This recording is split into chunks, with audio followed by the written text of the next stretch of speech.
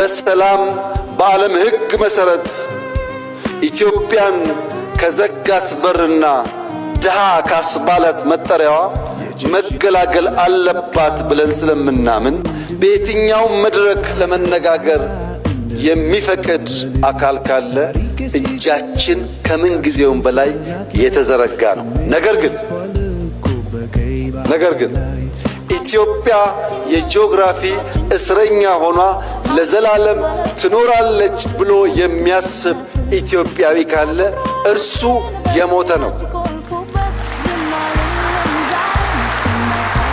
ሰላም ታስቀድማለች፣ ድህነትን ትፋለማለች፣ መውጫ መግቢያ በሯን ታበጃለች። ይህ አይቀሬ ጉዳይ መሆኑን ተገንዝበው